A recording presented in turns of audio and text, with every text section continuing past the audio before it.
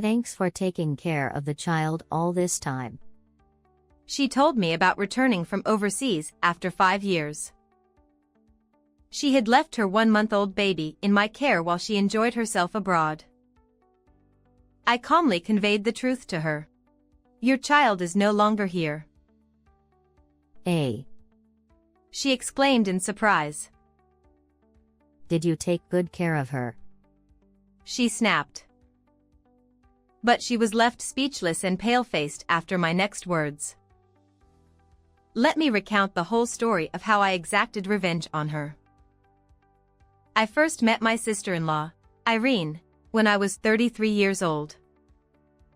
She came into my life when my younger brother decided to marry her. What's up? I'm Irene.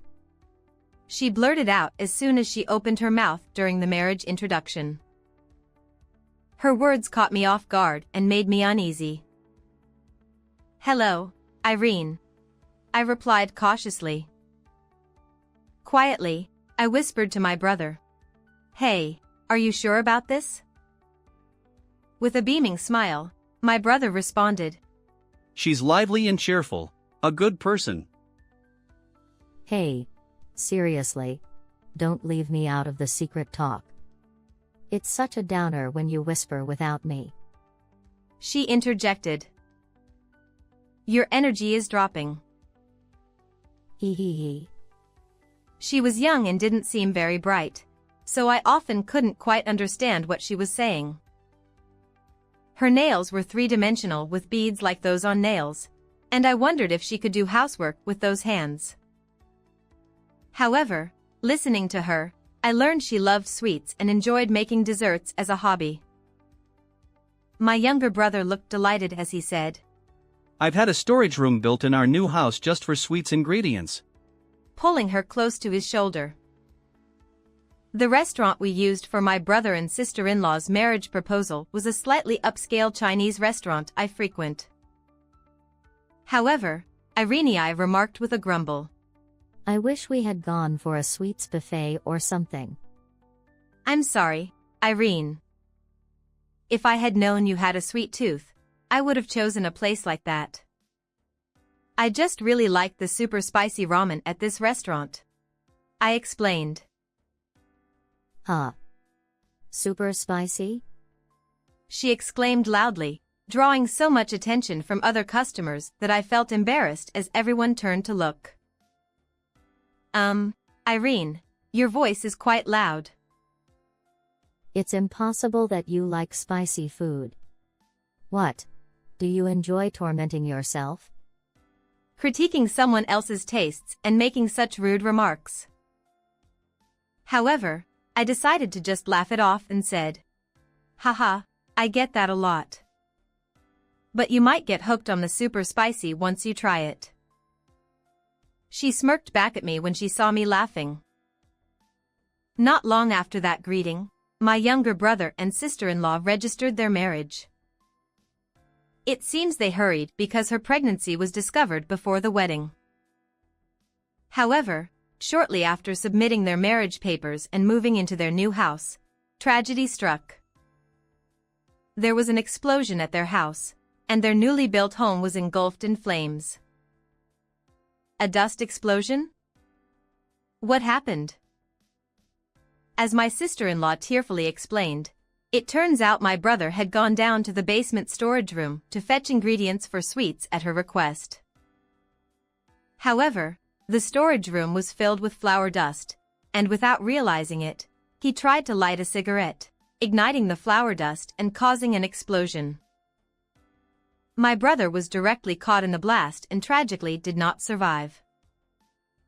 I was left dumbfounded by the sudden loss of my brother, but I was also concerned about my sister-in-law who had lost her newly built home in a fire. Irene, what are you going to do now? I received the insurance payout, so I think I can manage the mortgage on the house.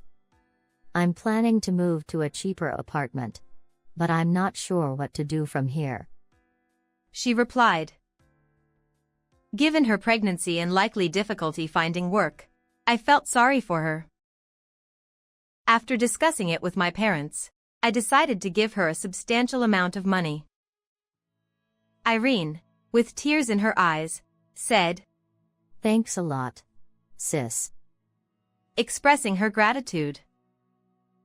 When she thanked me, I reassured her, let me know if there's anything else I can do, and gently embraced her. "But this isn't nearly enough. There's so much I need to buy for the baby, like a crib and other essentials." Yeah, you're right. Considering you lost all your furniture. I understand. I'll contribute a bit more money. I handed over my earnings from working as a nanny to my sister-in-law. Living with my parents after marriage, I believed I could manage to live even after deducting some of my salary. More than that, I wanted to somehow support Irene, who had lost my brother, her husband. However, then something unbelievable happened. This happened about a month after my sister-in-law gave birth to her long-awaited baby. I was about to leave for my nanny's job when I heard a baby crying outside. Is a baby crying in one of the neighboring houses? It sounds surprisingly close. Opening the front door, I was shocked to find a newborn baby left on the doorstep, only about a month old. What's more, as I lifted the child, I found a note tucked underneath with Irene's round handwriting. "I don't have the confidence to live alone with my child after losing my husband. I entrust her to you, dear sister-in-law. Goodbye." I can't believe she felt so desperate. I quickly reported to the police and, with my parents' help, searched for her, but she was never found. I ended up taking care of my daughter, Karen, in her place. I'm sure she was under a lot of stress from taking care of the baby. If only I had realized it earlier. I blamed myself and decided to raise my niece on her behalf. However, 2 months after my sister-in-law disappeared, my husband and I visited my brother and sister-in-law at their house that had burned down, and we realized something. We had been deceived by that woman. I clenched my fists so tightly that my fingernails dug into my palms. I won't tolerate it anymore. If she comes back, I will beat her to a pulp. I decided to wait for her to come back with a vengeance. 5 years had passed since then. I was 38 years old. My sister-in-law, whom the police had been trying to track down, had not yet been found. However, on my day off from work, the doorbell rang and I answered it to find Irene, now 30 years old, standing there. "It's been a while." She looked somewhat tired, but she had a smile on her face. "Thank you for taking care of my child until now. So, where is that child?" I looked at her coldly. Your child is gone. "What?" She gulped in surprise, but then she began to ramble on furiously. "What do you mean? Were you taking proper care of her? Ugh, I guess I'll have to get compensation for this." You came to take the child back because of money, didn't you? Huh. Could you refrain from saying such rude things? As I watched her barking like a dog, I calmly continued the conversation. I visited the house where you and my brother lived 5 years ago. This was when I was cleaning up after the fire, looking for anything salvageable among the remains. I was always curious about that basement storage room. Was there something strange about it? Well, he did like smoking, but would he smoke in a place where we kept food? Especially where you stored the ingredients for your beloved sweets. Irene fell silent at my words. Then, when I tried entering the basement storage room and flipped the light switch to test it, fire came out from there. What are you trying to say? Just say it clearly. I suspect that you tampered with that switch to bury my brother. At this, she snorted and laughed. Come on. I might enjoy making sweets, but I'm not skilled enough to tamper with electrical systems. Yes, that's why I think there might be an accomplice involved. I didn't miss the momentary twitch in her face. So, I pulled out my phone from my pocket and showed her the screen. By the way, Irene, who is this person? On the smartphone screen were photos from a social media account. There were multiple posts showing her with an unfamiliar man, appearing quite intimate in the pictures. So that's why the police couldn't find you. You were overseas. Upon hearing the word police, her face turned pale. Wait, did you report me to the police? Oh, not about my brother's case, but I filed a missing person report for you. I didn't do anything to him. Are you sure? Maybe not directly, but... I manipulated the phone and showed her a saved image from the social media account. These posts are from 5 years ago, and it took quite some effort to dig them up. Can you explain this? It was an exchange of messages between my sister-in-law and a man who seemed to be her lover. They were scheming. We've set it up. Once you press the switch, the fire will start. Just don't touch it. We'll squeeze as much money as we can from the insurance and your husband's family. You've been checking posts from 5 years ago? That's creepy. I wanted to uncover the truth about my brother's case even a little bit. Do you have anything to say about these messages? I don't remember any of this. Maybe we were talking about a game in code. That seems a bit far-fetched, don't you think? Seeing her flustered and spouting nonsense, I calmly interjected. I've already asked the police to reinvestigate the fire incident. I'm looking forward to seeing what happens to you when I present the evidence I've gathered. As she listened to me, her face turned pale, and she started trembling uncontrollably. She quickly collapsed to the floor and pleaded, "Please forgive me. Just spare me from the police. Can you tell me everything that happened?" With her nodding confession, it turned out just as I suspected. She admitted that she had a lover even before my brother's marriage, and they conspired together to get rid of my brother. While he was away, her lover tampered with the electric switch in the storage room, and she simply instructed him to fetch sweets ingredients. They managed the house fire through the insurance, took the money from us, and then left their child on our doorstep before fleeing overseas. My life in France was supposed to be enjoying delicious sweets and living happily in luxury for 5 years.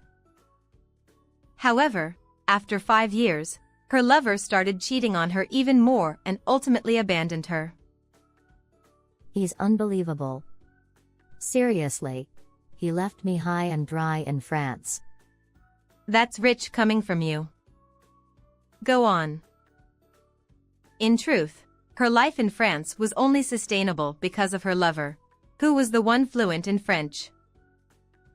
I was cheated on, abandoned, and fed up with being in a country where I couldn't communicate. So I came back to the US. Didn't you think about studying French? I hate studying.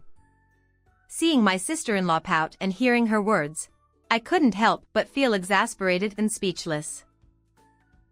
As the money she received from us was running out, she resorted to using our child, Karen, to try to swindle more money from us by returning to our home.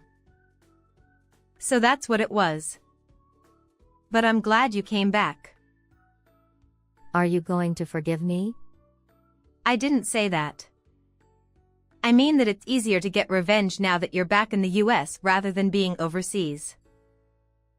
The despairing expression on her face at that moment is unforgettable, even now. Wait a minute. Are you saying that her disappearance was revenge against me? That's ridiculous. She's alive and well. Right now, she's at the daycare where I work. It's probably nap time for her. Then why did you say something so confusing? Karen has become our official child. It means she's no longer your child. Unable to contact Irene, my husband and I discussed Karen's future and began the process of adopting her. Based on the contents of the note, we had speculated that she might no longer be alive. Well, as it turned out, she was tougher than we had thought. However, while we were in the midst of legal proceedings to formalize Karen as our child, we happened to learn about Irene's lover. Furthermore, feeling uneasy about this, we went to my brother's house and learned the truth about the incident. After hearing my sister-in-law's confession, I placed my hand on her shoulder and said, "Thank you for being honest." Can you forgive me now? I don't want to get caught. Huh? After deceiving us all this time, gallivanting overseas, and having a good time, there's no way I'm forgiving someone like you. I then pulled out a hidden voice recorder and smiled broadly. Thank you for telling me everything. I'll be taking this as evidence to the police. What? You can't be serious. As she screamed in tears, I chuckled and said, "Don't be so upset. The truly angry one is me. I'm going to avenge my brother." I then went expressionless. Sorry, but I'm not one to show mercy in situations like this. You picked the wrong person to mess with. She seemed to realize I was truly angry and began trembling uncontrollably. In this way, I handed her over to the police, and the case was resolved. Following that, my sister-in-law was charged with neglecting her daughter and pushing the responsibility onto me, as well as conspiring with her lover to execute the plan regarding my brother's accident. Her lover, who assisted in my brother's demise and fled overseas, was arrested through an international arrest warrant. To further exacerbate the situation, I demanded child support from her for my niece. She was left penniless, losing everything she had. Initially, she won't be able to leave prison for a while, and even upon release, she will undoubtedly face a living hell. Meanwhile, I have accepted my niece Karen as my child and continue to raise her with my husband. Our current wish is for this child, who bears a resemblance to my late brother, to find happiness. How did you find this story? Please consider subscribing to the channel. Well then, let's meet again in the next video.